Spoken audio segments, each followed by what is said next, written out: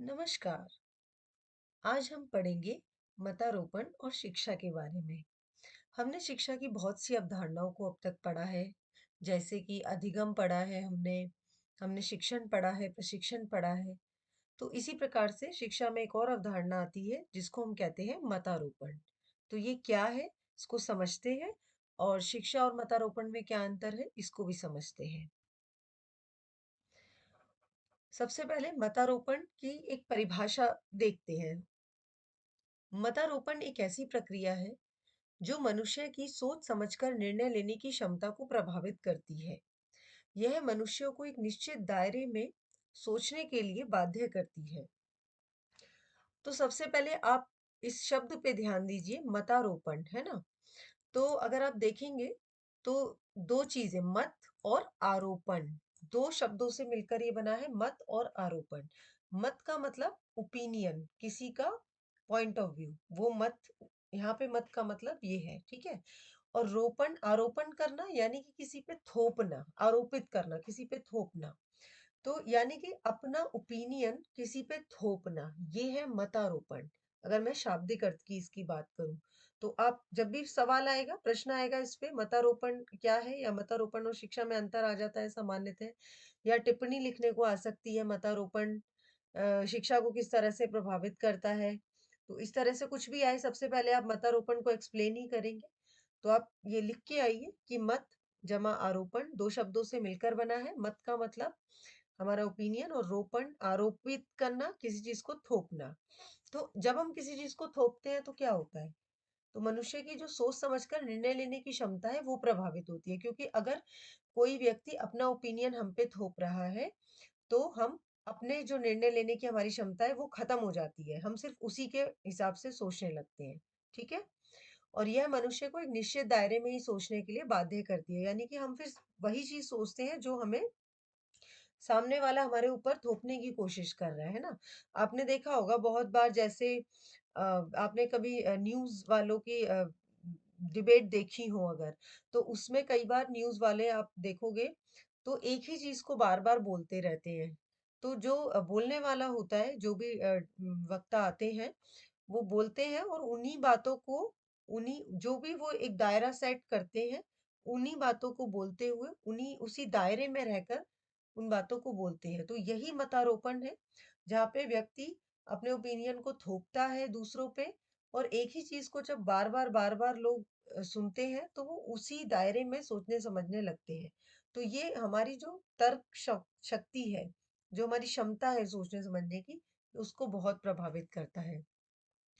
जब मनुष्य अपने सिद्धांत को ही सर्वोपरि मानने लगे और उसके किसी भी पक्ष के खंडन को स्वीकार ना करे, तो इस परिस्थिति में मतारोपण की संभावनाएं बढ़ जाती हैं। अब मतारोपण में क्या होता है कि सिर्फ हम अपने सिद्धांत को ही सर्वश्रेष्ठ मानते हैं, कि जो हम कह रहे हैं वो सही है, बाकी सब गलत है, या जो हम सोच रहे हैं, जो हमारा ओपिनियन है, बस वही सही है, ठीक है। और अगर कोई उसका खंडन करता है तो हम उसको स्वीकार नहीं करते, यानी कोई भी अगर उसका विरोध करता है या कोई उसकी आलोचना करता है तो वो हमें स्वीकार नहीं होती।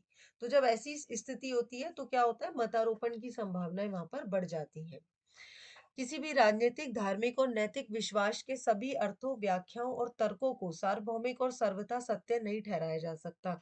बहुत सीधी सी बातें, चाहे वो कोई भी राजनीतिक अ, पार्टी हो, कोई धार्मिक, कोई भी धर्म हो, कोई भी नैतिक विश्वास हो, तो इनकी हर एक चीज सही नहीं हो सकती। किसी भी राजनीतिक पार्टी की, किसी भी धर्म की, किसी भी नैतिक विश्वास की, मूल्यों की हर चीज सही हो, हर व्याख्या सही हो, उनके हर तर्क सही हो, ये जरूरी नहीं है। आलोचना की संभावना हमेशा रहनी चाहिए। ये लोकतंत्र का एक आधार भी है, जहाँ पे लोग आलोचना कर सकते हैं, लोग बोल सकते हैं। तो जब हम इस आलोचना को बर्दाश्त नहीं करते हैं, हम खंडन स्वीकार नहीं करते हैं, हम सिर्फ अपने मत को सर्वोपरि मानते हैं, तो वहां पे ये मतारोपण होता है। इसमें विवेक के मूल्य को नकारा जाता है, जो शिक्षा ग्रहण करने का मूलभूत उद्देश्य है। अब आप देखेंगे कि यहाँ पे बुद्धि का तो काम ही नहीं है, क्योंकि अगर मैं किसी पे अपना ओपिनियन थोप रही हूँ तो वहां पे मैं ये उम्मीद करूंगी कि दूसरे व्यक्ति को अपना दिमाग लगाने की जरूरत नहीं है, जो मैंने कह दिया बस वही वो करे। तो विवेक का मूल्य नकार दिया। जो कि शिक्षा का मूलभूत उद्देश्य है ना? हमने पढ़ा है शिक्षा का उद्देश्य है कि बुद्धि का विकास करना, सोचने-समझने की क्षमता का विकास करना, लेकिन मतारोपण के द्वारा ये चीज़ नष्ट हो जाती है। इसमें सिर्फ अपनी ही मान्यताओं को सर्वश्रेष्ठ समझकर दूसरों पर थोपने का प्रयास किया जाता है, जैसा कि मैंने अभी बताया। मतारोपण में विद्यार्थियों को ऐसे विश्वासों को स्वीकार करने के लिए तैयार किया जाता है जो एक विशेष प्रवृत्ति के होते हैं। मतलब एक थॉट प्रोसेस है ना? जैसे कोई भी शिक्षक है, अब वो मान लीजिए एक एग्जांपल मैं आपको देती हूँ। जैसे कोई शिक्षक है और वो ये मानता है कि लड़कियाँ मैथ्स नहीं कर सकती। एक एग्जांपल, ऐसा बिल्कुल भी नहीं है, लेकिन हम एक उदाहरण लेके चल रहे हैं। किसी शिक्षक का ये मानना है कि लड़कियाँ मैथ्स नहीं कर सकती या साइंस नहीं पढ़ सकती ज़्यादा, तर्क वाली चीज़ें नहीं कर सकती। तो वो शिक्षक क्लासरूम में आएगा, बार-बार वही चीज़ बोलेगा, तो ऐसे में विद्यार्थी कहीं न कहीं उस चीज़ को एक्सेप्ट करने लगेंगे, क्योंकि वो मानेंगे कि सर कह रहे हैं या मैम कह रही हैं तो कुछ ना कुछ सच्चाई होगी इसमें, है ना? उनको वो भी अपने अनुभव के आधार पे कह रहे हैं। तो इस तरह से ये तो मैंने एक उदाहरण दिया, ऐसी बहुत सारी चीज़ें हैं जो शिक्षकों के द्वारा, हमारे पेरेंट्स के द्वारा या किसी के भी थ्रू, सोशल मीडिया के थ्रू, इवन आप देखेंगे न्यूज़ वाले जो होते हैं, वो भी हमें एक ही तरह की चीज़ों के लिए एक ही तरह की चीज़ें बताते हैं और हम उनकी चीज़ों में विश्वास करने लगते हैं। जिस तरह की वो खबरें दिखाते हैं, हम वही चीज़ मानने लगते हैं या यूट्यूब चैनल वगैरह आजकल सोशल मीडिया पे देखिए कितना ज़्यादा चीज़ें होती हैं। तो जो चीज़ वो बताई जाती है, हम उनको उन पे विश्वास करने लगते हैं। ये एक तरह का मतारोपण है, जहाँ पर अपने मत को वो लोग हम पे थोपते हैं और हम उसको अ, उस पे विश्वास कर लेते हैं, उसको स्वीकार कर लेते हैं। अब आता है शिक्षा और मतारोपण के बीच अंतर, है ना? तो क्वेश्चन भी इस तरह से आ सकता है कि शिक्षा और मतारोपण के बीच अंतर स्पष्ट कीजिए। टिप्पणी भी लिखने को आ सकती है। तो शिक्षा का उद्देश्य मनुष्य को विवेकशील बनाना है ना? मस्तिष्क वाला एक सोचने समझने वाला मनुष्य तैयार हो। लेकिन मतारोपण का मुख्य उद्देश्य ऐसे मनुष्यों का निर्माण करना है जो दिए जा रहे विचारों को बगैर तर्क के स्वीकार करें। जो भी सामने वाला कह रहा है, आप कोई आर्गुमेंट नहीं करेंगे, आप एज़ इट इज़ उसको एक्सेप्ट कर लेंगे। ठीक है? उसके बाद शिक्षा विचारों के निर्माण पे बल देती है, यानी विचारों को किस तरह से बनाया जाए, है ना? ये जो भी ज्ञान है वो किस तरह से बनता है। हम तर्क करते हैं, आपस में संवाद करते हैं, तब हमारे विचार बनते हैं। लेकिन मतारोपण में विचारों को थोपा जाता है। एक व्यक्ति ने बता दिया, दूसरे ने सुन लिया और उसको ही ग्रहण कर लिया। उसके बाद शिक्षा मनुष्य की सोचने और तर्क करने की शक्ति को बढ़ाने में सहायता देती है। यही उद्देश्य है शिक्षा का। लेकिन मतारोपण मनुष्य की सोचने और तर्क करने की शक्ति को क्षीण करता है। उन्हें एक ही परिप्रेक्ष्य में सोचने के लिए बाध्य करता है ना? क्योंकि यहाँ पर क्या है कि हम विचार थोप रहे हैं और हम ये उम्मीद कर रहे हैं कि जो हमने बोला है बस वही सत्य है, वही अटल सत्य है। मतलब जो मैंने कहा वो सत्य है और वही सत्य है केवल, कोई दूसरा सच नहीं हो सकता। तो ऐसे में मनुष्य की सोचने और तर्क करने की शक्ति क्षीण हो जाएगी, कम हो जाएगी और हम सिर्फ एक ही पर्सपेक्टिव से सोचेंगे। उसके बाद शिक्षा में शिक्षक और शिक्षार्थी के बीच आपसी संवाद और आलोचनात्मक चिंतन को स्थान दिया जाता है। संवाद जैसा भी मैंने बताया, आपस में बातचीत, आलोचनात्मक चिंतन, लेकिन मतारोपण में ऐसा कुछ नहीं होता। इसमें अनुकरण, यहाँ पे संवाद होगा शिक्षा में, मतारोपण में अनुकरण, फॉलो करो। जो टीचर कह रहा है उसको बस फॉलो करो और आलोचनात्मक चिंतन का भी कोई स्थान नहीं होता। तो ये शिक्षा और मतारोपण के बीच में अंतर। उसी प्रकार से एक अंतर हम पढ़ते हैं स्कूलिंग और शिक्षा के बीच में, क्योंकि अक्सर हम दोनों को एक दूसरे का पर्यायवाची मान लेते हैं। शिक्षा मतलब स्कूलिंग, स्कूल जाना, कहाँ तक पढ़े हो, तुम्हारी एजुकेशन क्या है, तो वो स्कूल से मतलब हम समझते हैं। लेकिन दोनों में अंतर है।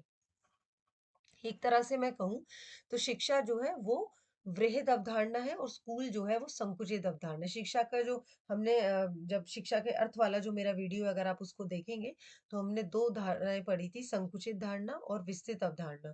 तो शिक्षा जो है वो विस्तृत अवधारणा है, स्कूलिंग एक संकुचित अवधारणा है।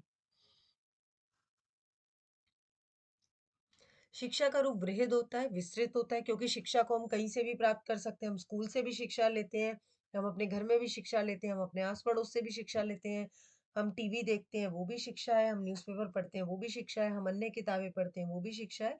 तो इसका रूप वृहद है, लेकिन स्कूलिंग का रूप संकुचित है। स्कूलिंग सिर्फ स्कूल में ही जाकर होती है। यह हर समय निश्चित उद्देश्यों की प्राप्ति से जुड़ी नहीं होती। इसका कोई ज़रूरी नहीं है निश्चित उद्देश्य हो। क्योंकि अगर आप घर पे कुछ सीख रहे हैं, कई बार आप रैंडमली चीज़ें सीखते हैं, जैसे आपके पेरेंट्स कुछ कर रहे हैं, आप उनके पास खड़े हो गए, ऑब्ज़र्व कर रहे हैं, आपने सीख ली वो चीज़, तो इसका कोई निश्चित उद्देश्य नहीं है। लेकिन स्कूल में जो भी चीज़ें होती हैं, वो निश्चित उद्देश्यों की प्राप्ति के लिए की जाती है ना? जो भी करिकुलम होता है, गेम्स होते हैं, एक्टिविटीज़ होती हैं, इवैल्यूएशन के लिए एग्ज़ामिनेशंस होते हैं, जो भी चीज़ें होती हैं, वो निश्चित उद्देश्यों की प्राप्ति के लिए होती हैं। शिक्षा जीवन पर्यंत अनुभवों से प्राप्त की जाती है। हमने पढ़ा भी है शिक्षा लाइफ टाइम चलने वाली प्रक्रिया है और हमारे जो भी पूरी लाइफ के अनुभव हैं, वो सब कुछ शिक्षा है। लेकिन स्कूलिंग जो है, ये विद्यालय या औपचारिक शिक्षा के संस्थानों के अनुभवों से प्राप्त की जाती है। विद्यालय में ही होगी या फिर जो औपचारिक शिक्षा के संस्थान है ना? जैसे कोई एनजीओ वगैरह है, वो पढ़ा रहे हैं, तो स्कूलिंग आपकी सिर्फ़ वहीं से होगी। शिक्षा की विषय वस्तु, शिक्षक, शिक्षण पद्धति कोई निश्चित नहीं होता, है ना? क्योंकि अगर आप घर में कुछ सीख रहे हैं, तो आपके शिक्षक आपके पेरेंट्स हो गए। आप पड़ोस से कुछ सीखते हैं, तो आपके शिक्षक आपके पड़ोसी हो गए। आप सोशल मीडिया पे कुछ सीख रहे हैं, कई बार हम कुछ वीडियो देख के भी सीखते हैं, तो हमारे शिक्षक वो वीडियो बनाने वाले हो गए, है ना? तो इसमें कुछ निश्चित नहीं है। लेकिन स्कूलिंग में विषय वस्तु क्या पढ़ना है, शिक्षक जो होते हैं टीचिंग मेथड्स होते हैं, जो शिक्षण पद्धति होती है, वो सब फिक्स होती हैं। उन्हीं तरीकों से हर साल आप देखेंगे, हर साल वही तरीके चलते रहते हैं, हर साल उसी तरीके से पढ़ाया जाता है। उसके बाद इसे सभी मनुष्य किसी न किसी रूप में या साधन से प्राप्त कर लेते हैं, यानी शिक्षा किसी न किसी तरीके से हमें मिल ही जाती है ना? घर में मिल जाती है जो भी मैंने अभी आपको स्रोत बताए सारे किसी न किसी रूप में मिल ही जाती है। लेकिन स्कूलिंग केवल वही मनुष्य प्राप्त कर पाते हैं जो औपचारिक शिक्षा के संस्थानों में जाते हैं, जो स्कूल जाते हैं, एनजीओ वगैरह जाते हैं, स्कूलिंग सिर्फ उन्हीं मनुष्यों को प्राप्त होती है। तो मुझे आशा है कि आपको ये शिक्षा और स्कूलिंग में अंतर स्पष्ट हो गया होगा। इनमें से कोई भी प्रश्न आता है स्कूलिंग के ऊपर अगर कोई टिप्पणी लिखने को आ जाती है, वो आप लिख सकते हैं। अंतर लिखने को आएगा शिक्षा और स्कूलिंग में अंतर, तो वो भी आप बहुत आसानी से लिख सकते हैं। प्रश्न आता है 4-5 आपके पास ये बिंदु हैं, इनको लिखिए और इसको थोड़ा-सा एक्सप्लेन कर दीजिए। कुछ एग्ज़ाम्पल डालाइए अपने, स्कूल के अनुभव है आपके पास, है ना? तो वो अपने अनुभवों को इसमें डाल के आइए, तो एक अच्छा प्रश्न आपका तैयार हो जाएगा। तो वीडियो अच्छा लगा तो लाइक कीजिए, सब्सक्राइब कीजिए, शेयर कीजिए। बाकी वीडियो भी जल्दी ही आएँगे। कल तक मैं कोशिश करूँगी बाकी के सब्जेक्ट पे भी वीडियो डालने की। तब तक इनको देखिए। धन्यवाद।